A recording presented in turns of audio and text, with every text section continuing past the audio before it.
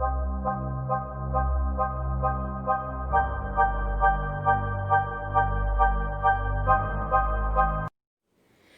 Students, welcome back to my channel.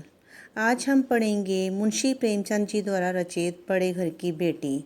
Last part में मैंने students आपको बताया था कि लाल बिहारी बेनी माधव सिंह का छोटा बेटा और श्रीकंठ सिंह का भाई है। एक दिन दोपहर के समय वो 2 चिड़ियाँ पकड़ कर लाया था और अपने भावज से उसे पकाने के लिए कहा। भावज ने घर में जो भी पाव भर घी था वह सब मांस में डाल दिया था। जब लाल बिहारी खाने बैठा था तो दाल में घी नहीं था। पूछने पर भावज ने सब बता दिया कि घी जो था वो मैंने सारा उसमें डाल दिया, मांस में डाल दिया। और लाल बिहारी को अपनी भावज मीन्स अपनी भाभी की ये बात बिल्कुल भी अच्छी नहीं लगी और उसने क्या किया, उसके ऊपर अपनी खड़ाऊँ दे मारी और यह कहकर आक्रोश प्रकट किया कि जिसके गुमान पर वह फूली बैठी है वह इन दोनों से निबट लेगा। लाल बिहारी ने भावज को खड़ाऊँ दे मारी और यह कहकर आक्रोश प्रकट किया, आक्रोश मीन्स गुस्सा प्रकट किया कि जिसके गुमान पर वह फूली बैठी है वह उन दोनों से निबट लेगा। आज हम स्टूडेंट्स आगे पढ़ेंगे। आनंदी स्त्रियों के स्वभाव अनुसार रोने लगी क्योंकि आंसू उनकी पलकों पर रहते हैं। श्रीकंठ धैर्यवान और शांत पुरुष थे, ये उनकी क्वालिटीज़ हैं। अगर आपसे पूछा जाए कि श्रीकंठ का चरित्र कैसा था, धैर्यवान थे, शांत पुरुष थे, उन्हें कदाचित ही क्रोध आता था, उन्हें कभी कभी ही क्रोध आता था, पर स्त्रियों के आंसू पुरुषों की क्रोधाग्नि भड़काने में घी का काम देती हैं। स्त्रियां क्या करती हैं, अपने आंसुओं के द्वारा पुरुषों के क्रोध को और भी भड़का देती हैं। इसी प्रकार से आनंदी ने किसका क्रोध भड़का दिया था, श्रीकंठ सिंह का। रात भर करवट बदलते रहे, उद्विग्नता के कारण पलक तक नहीं झपकी। प्रातःकाल अपने बाप के पास जाकर बोले, दादा अब इस घर में मेरा निर्वाह ना होगा। उन्हें कदाचित ही क्रोध आता था, पर स्त्रियों के आंसू। प्रस्तुत पंक्तियों में किस व्यक्ति के बारे में कहा गया है, आनंदी के पति के बारे में कहा गया। आनंदी के पति कौन थे, श्रीकंठ थे। उनके स्वभाव की क्या विशेषताएं थी कि वह धैर्यवान थे, वो शांत पुरुष थे। उनकी पत्नी का क्या नाम था, आनंदी था। उसके साथ कौन सी घटना घटी थी जिसे सुनाते हुए वह रो पड़ी थी, तो उसके साथ क्या घटना घटी थी कि लाल बिहारी ने उसके साथ बहुत दुर्व्यवहार किया था, उसके मायके की निंदा की थी, उसके भाई भाभी को बुरा भला कहा और आखिर में उसने अपनी खड़ाऊँ भी उठाकर भाभी को मारी थी। तो इस घटना को जब वो अपने पति को सुना रही थी उस समय वह रो पड़ी। अगले दिन उस व्यक्ति ने अपने पिता से क्या कहा था, उसने अगले दिन श्रीकंठ ने अपने पिता से कहा था कि अब वो इस घर में नहीं रह सकता। क्यों नहीं रह सकता, क्योंकि उनके घर में अब अन्याय हो रहा है, हठ हो रहा है, जिद हो रही है लाल बिहारी की। कोई भी सम्मान नहीं करता, स्त्रियों पर खड़ाऊँ मारी जाती है, जूतों की बौछार होती है, इसलिए वह लाल बिहारी के साथ इस घर में नहीं रह सकता। उसकी बात सुनकर उसके पिता क्यों घबरा उठे थे, उसके पिता कोई जवाब नहीं दे सके थे।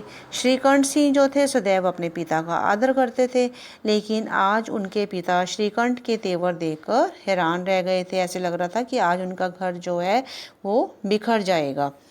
उन्होंने उसे स्त्रियों के संबंध में कौन सी बात कही, क्वेश्चन पूछा है मैंने। उसकी बात सुनकर उसके पिता क्यों घबरा उठे थे, किसकी बात सुनकर। श्रीकंठ ने बोला कि वो अब इस घर में नहीं रह सकता, तो उसके पिता जो थे वो कुछ जवाब नहीं दे सके। श्रीकंठ सिंह जो थे सदैव अपने पिता का आदर करते थे, लेकिन आज उनके पिता श्रीकंठ के तेवर देखकर बहुत हैरानी हो रही थी, क्योंकि उन्हें ऐसा लग रहा था कि उनका घर बिखर जाएगा।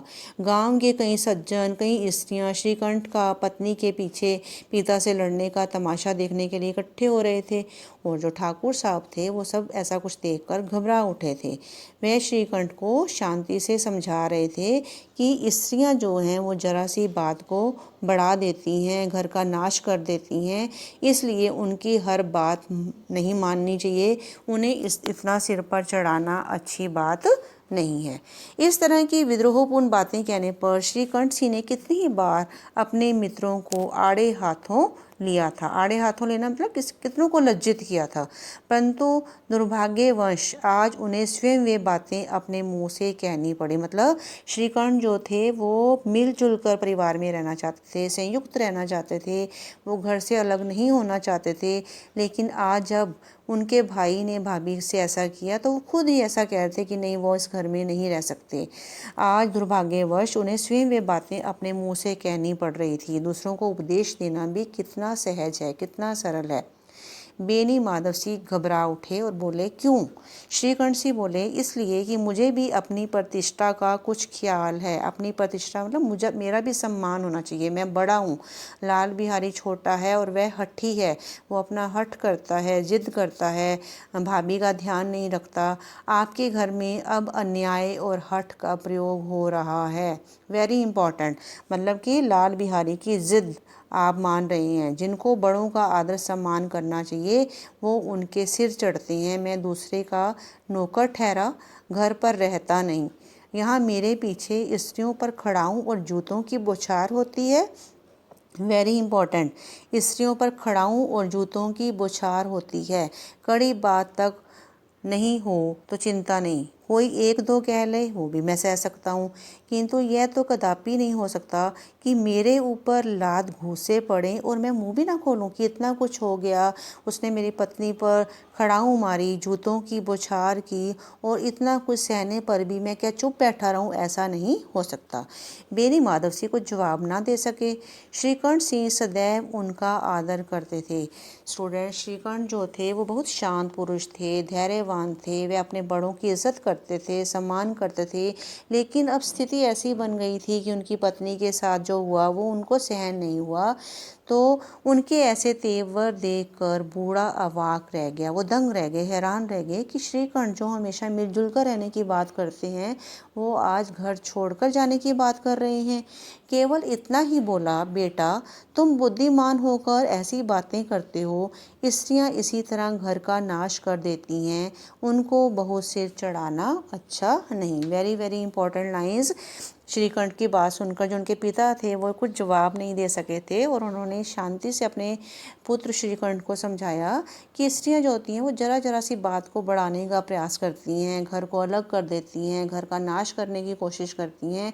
इसलिए उनकी हर बात को नहीं सुनना चाहिए, हर बात मानकर उनको सिर पर चढ़ाना अच्छी बात नहीं है। श्रीकंठ सिंह ने उत्तर दिया, इतना मैं जानता हूँ, आपके आशीर्वाद से मूर्ख नहीं हूँ, पढ़ा लिखा हूँ। आप स्वयं जानते हैं मेरे ही समझाने बुझाने से इस गांव में कई घर संभल गए। वेरी इंपॉर्टेंट, क्योंकि श्रीकंठ ऐसे थे, अगर कोई गांव का कोई व्यक्ति घर से निकलने की बात भी करता था तो वह उनको समझाने का प्रयास करते थे कि नहीं, हमें घर में मिलजुल कर रहना चाहिए, संयुक्त परिवार में रहना चाहिए। पर जिस स्त्री की मान प्रतिष्ठा का ईश्वर के दरबार में उत्तरदाता हूँ, उसके प्रति ऐसा घोर अन्याय और पशुवत व्यवहार असहनीय है। पशुवत मीन्स पशुओं जैसा, कि आज लाल बिहारी ने उस पर पशुओं जैसा व्यवहार किया, जूतों की बौछार की, उसके ऊपर खड़ाऊँ मारी। यह व्यवहार बिल्कुल उचित नहीं है, असहनीय है। आप सच मानिए, मेरे लिए यही कुछ कम नहीं है कि लाल बिहारी को कुछ दंड नहीं दिया, और आपने लाल बिहारी को कोई दंड भी नहीं दिया। वक्ता कौन है यहाँ पर? श्रीकंठ बात कर रही हैं। वे एक पढ़े लिखे हैं, व्यवहार कुशल व्यक्ति हैं, और इस समय वो किससे बात कर रहे हैं? बेनी माधव सिंह से बात कर रहे हैं। क्यों बात कर रहे हैं? क्योंकि उनके छोटे भाई ने दुर्व्यवहार किया था उनकी पत्नी के साथ, उसकी शिकायत कर रही हैं। यहाँ पर किस स्त्री की बात की जा रही है? यहाँ पर श्रीकंठ सिंह की पत्नी आनंदी के बारे में बात की जा रही है। उसका क्या दोष था? सिर्फ इतना ही दोष था ना उसका कि उसने मांस पकाने में सारा घी डाल दिया था और दाल में डालने के लिए घी नहीं बचा था। उसकी मान प्रतिष्ठा पर आंच इसलिए आई थी क्योंकि एक छोटी सी बात के लिए उसके देवर ने क्या किया, उस पर खड़ाऊँ फेंक मारी थी। यहाँ तक कि उसके मायके वालों को भी भला बुरा कहा। भाभी तो माँ समान होती है, लेकिन यहाँ पर लाल बिहारी ने उसका इतना अपमान किया। स्टूडेंट्स, आपसे ये क्वेश्चन भी पूछा जा सकता है कि भारतीय समाज में वैवाहिक जीवन का क्या महत्व है? तो भारतीय समाज में विवाह का बहुत ही महत्व है। इसलिए जब वैवाहिक जीवन आरंभ होता है तब अग्नि को साक्षी मानकर फेरे लिए जाते हैं। प्रत्येक फेरे में पति पत्नी एक दूसरे के सुख दुख में साथ देने का वचन भी लेते हैं। और श्रीकंठ जी जो थे वो अपने भाई द्वारा अपनी पत्नी के अपमान की बात सुनकर आग बबूला हो जाते हैं। आग बबूला होना मीन्स क्रोधित हो जाते हैं और उसके सम्मान की रक्षा करना चाहते हैं। अब नेक्स्ट क्वेश्चन पूछा जा सकता है कि लाल बिहारी कौन है। लाल बिहारी कौन है? श्रीकंठ सिंह का छोटा भाई है। जहाँ पर श्रीकंठ शांत स्वभाव के हैं, वहाँ पर उसके विपरीत लाल बिहारी जो हैं वो क्रोधी स्वभाव के हैं और अपनी जुबान को बिल्कुल काबू में नहीं रख सकते। अपने इसी स्वभाव के कारण उसने यह अपराध किया कि दाल में घी नहीं मिलने पर अपनी माँ समान भाभी के ऊपर खड़ाऊँ फेंक कर मारी और उसके मायके वालों को भी उल्टा सीधा कहा। तो उसके पिता का क्या कर्तव्य बनता था? उसके पिता का यह कर्तव्य बनता था कि वह लाल बिहारी को डांट देते और कहते कि तुम भाभी से माफ़ी मांगो, तो बात जो थी वो इतनी बढ़ती ही ना। अब बेनी माधव सिंह भी गरमाए, ऐसी बात और ना सुन सके। बोले, लाल बिहारी तुम्हारा भाई है, उससे कभी भूल चूक हो उसके कान पकड़ो, लेकिन लाल बिहारी को मैं अपना भाई नहीं समझता। स्त्री के पीछे? जी नहीं, उसकी क्रूरता और अविवेक के कारण। जब बेनी माधव सिंह ने कहा कि क्या तुम अपने भाई को इसलिए भाई नहीं समझते हो कि तुम अपनी स्त्री का पक्ष ले रहे हो? उसने कहा नहीं, जो उसने क्रूरतापूर्ण व्यवहार किया, जो उसने बुद्धि से काम नहीं लिया, उसके कारण मैं ऐसा व्यवहार कर रहा हूँ। दोनों कुछ देर चुप रहे। ठाकुर साहब लड़के का क्रोध शांत करना चाहते थे। किसका क्रोध शांत करना चाहते थे? श्रीकंठ का। लेकिन यह नहीं स्वीकार करना चाहते थे कि लाल बिहारी ने, वो अभी भी ये बात नहीं समझ रहे थे कि लाल बिहारी ने कितना गलत काम किया है। इसी बीच में गांव के और कई सज्जन हुक्के चिलम के बहाने वहां आ बैठे। कई स्त्रियों ने जब ये सुना कि श्रीकंठ सिंह पत्नी के पीछे पिता से लड़ने पर तैयार हैं, तो उन्हें बड़ा हर्ष हुआ। अब खुश हुए लोग। क्यों खुश हुए स्टूडेंट्स? क्योंकि जब हमारे घर में लड़ाई होती है ना, तो दूसरे देखकर, तमाशा देखकर खुश होते हैं। आपने नोट किए ये कभी बात? ऐसे श्रीकंठ जो थे वो हमेशा जब दूसरों की लड़ाई होती थी, घर से निकलने की बात करते थे, तो श्रीकंठ उनको समझाने का प्रयास करते थे कि नहीं, घर छोड़कर नहीं जाना चाहिए, मिलजुल कर रहना चाहिए। लेकिन आज लोग जो थे उनकी इसी बात से खुश हो रहे थे कि आज उनके पिता में और उन दोनों में लड़ाई हो गई थी। दोनों पक्षों की मधुर वाणियाँ सुनने के लिए उनकी आत्माएं अकुलाने लगी। गांव में कुछ ऐसे कुटिल मनुष्य भी थे। कुटिल मीन्स जो बुरे व्यवहार के थे, जो स्कूल की नीतिपूर्ण गति पर मन ही मन जलते थे। Students, these lines are very very important. गाँव में कुछ ऐसे कुटिल मनुष्य भी थे जो इस स्कूल में, जब हमारा जो परिवार है मिलजुल कर रहता है, तो सब आपस में एक दूसरे का सम्मान करते हैं, तो कुछ लोग ऐसे भी होते हैं समाज में जिन्हें कुटिल कहा जाता है, जिन्हें बुरा कहा जाता है, जो कि हमारे इस परिवार को आप मिलजुल कर रहते हुए देखकर खुश नहीं होते और वो मन ही मन जलते हैं। लेकिन आज वही लोग जो थे खुश हो रहे थे कि पिता की और बेटे की लड़ाई हो गई है। इन महानुभावों की शुभ कामनाएं आज पूरी होती दिखाई दी। पूछा जा सकता है कौन महानुभाव? किनको कहा गया है? कुटिल मनुष्य, बुरे मनुष्य, जो आज उनकी इस बात पर खुश हो रहे थे। पहले जो मन ही मन जलते थे कि ये आपस में मिलजुल कर कैसे रहते हैं, ये एक दूसरे का सम्मान कैसे देते हैं, लेकिन आज वो बहुत खुश हो रहे थे। कोई हुक्का पीने और कोई लगान की रसीद दिखाने के बहाने आकर बैठ गया। तो जब हमारे घर में स्टूडेंट्स लड़ाई होती है, हमारे परिवार में एक दूसरे को सम्मान नहीं दिया जाता, तो उसका फ़ायदा कौन उठाता है? दूसरे लोग उठाते हैं। दूसरे लोग क्या करते हैं? बहाने से आकर बैठते हैं, मज़ा लेते हैं, चस्का लेते हैं, बातों ही बातों में खुश होते हैं भी क्या बात है, आपस में नहीं बन रही है। बेनी माधव सिंह पुराने आदमी थे, इन भावों को ताड़ गए। ताड़ गए मीन्स समझ गए। किन भावों को ताड़ गए? जो लोग उनके पास आकर बैठ रहे थे, उन लोगों बातों को समझ गए। बेनी माधव सिंह पुराने आदमी थे, इन भावों को ताड़ गए। ताड़ गए मीन्स समझ गए। उन्होंने निश्चय किया, चाहे कुछ भी क्यों ना हो, इन द्वेषों को ताली बजाने का अवसर ना दूंगा। बेनी माधव सिंह कह रहे थे कि ये जो लोग मज़े लेने आए हैं, खुश हो रहे हैं हमारे उससे, मैं इनको ताली बजाने का अवसर नहीं दूंगा, खुश होने का अवसर नहीं दूंगा। तुरंत कोमल शब्दों में बोले, बेटा मैं तुमसे बाहर नहीं हूँ, तुम्हारा जो जी चाहे करो, अब तो लड़के से अपराध हो गया। किससे कहा उन्होंने? श्रीकंठ सिंह से कहा। यहाँ किसके उन किन भावों की बात की जा रही है? किनके भावों की? इन भावों को ताड़ गए। किसके भावों की बात की जा रही है students? Very very important question. यहाँ आस पड़ोस वालों के भावों की बात की जा रही है, जो वास्तव में चुस्की लेते थे, जो बातों की सच्चाई जानने में और मज़े लेने के लिए बिना मतलब के बहाना बनाकर उनके घर आए थे। इन लोगों के भाव अनुभवी बेनी माधव सिंह समझ गए थे। बेनी माधव सिंह को पुराना आदमी क्यों कहा गया है? क्यों? क्योंकि उनकी उम्र काफ़ी थी, व्यवहार कुशल थे, दूरदर्शी थे।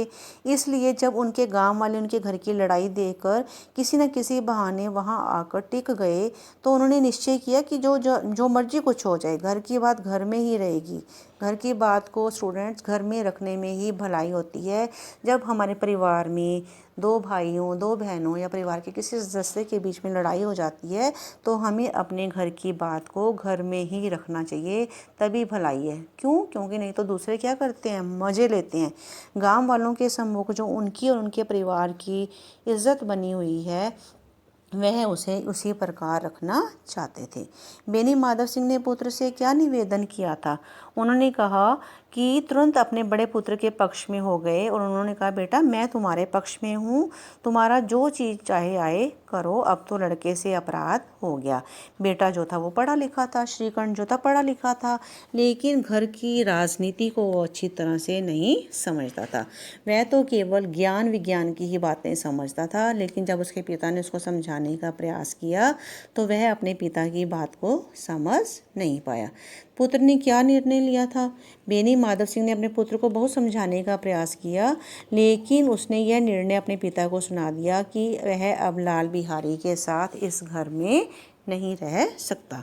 इस बात का छोटे भाई पर यह प्रभाव पड़ा कि उसे बहुत ग्लानि हुई और वह अपने भाई तथा भाभी के सामने बैठकर फूट फूट कर रोने लगा और उनसे क्षमा मांगने लगा। ओके स्टूडेंट्स, अगर आपको मेरी वीडियो पसंद आए तो लाइक करें, शेयर करें और सब्सक्राइब करें और बेल आइकन दबाना ना भूलें।